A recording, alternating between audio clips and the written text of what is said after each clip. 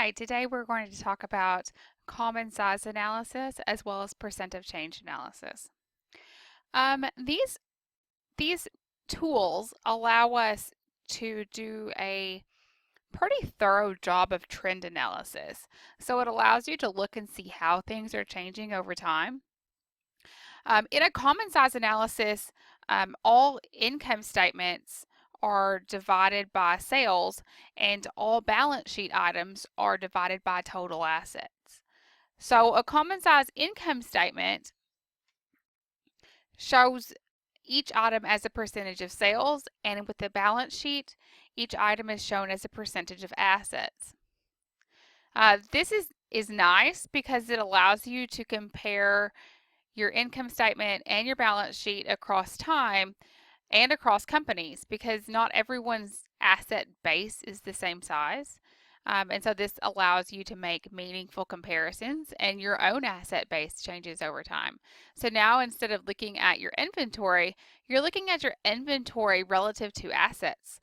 So that allows a much more meaningful comparison than does just looking at the total raw dollar value of your inventory year over year.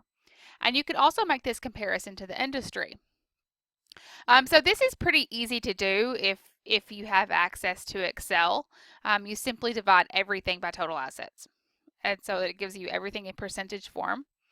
And so here we can see that our cash position has fallen, but it's still higher than the industry.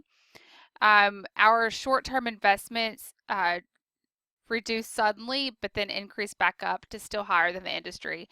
And so we can go through each of these line item by line item and make meaningful analysis of each of these line items.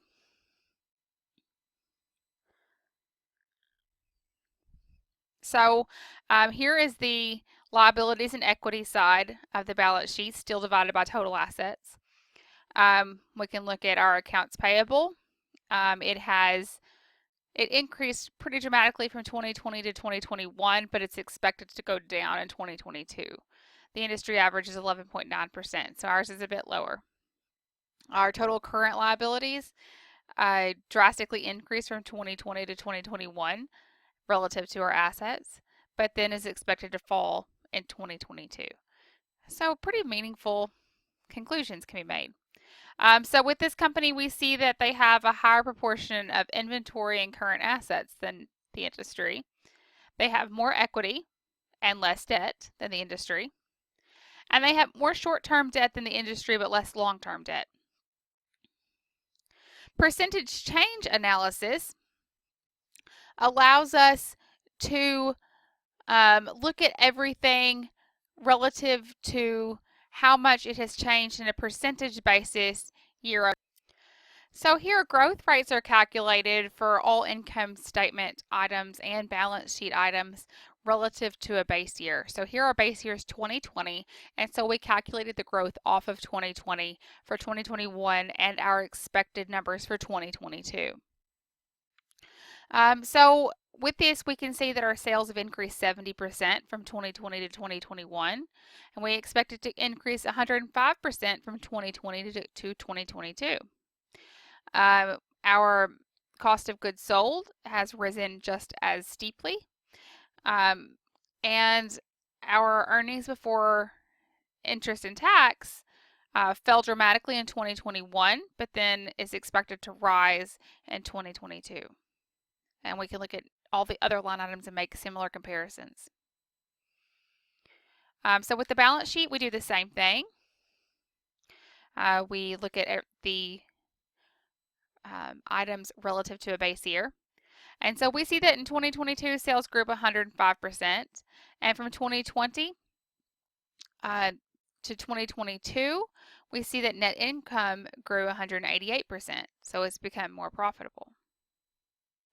So here's the percentage change of the balance sheet. We chose 2020 as our reference year. We see that our cash balance did decrease in 2021, and we expect it to fully recover by 2022. Our inventory levels have consistently risen, and our asset base has risen dramatically as well. Specifically, from 2020 to 2021, our fixed assets grew dramatically. So here's the other side of the balance sheet. Our equity position, we raised a lot of equity in 2022. That was not really raising equity, it was a result of the reduction of debt. So we see that total assets grew at 139%. Sales grew at only 105%. So we could infer from that that asset utilization could be a problem.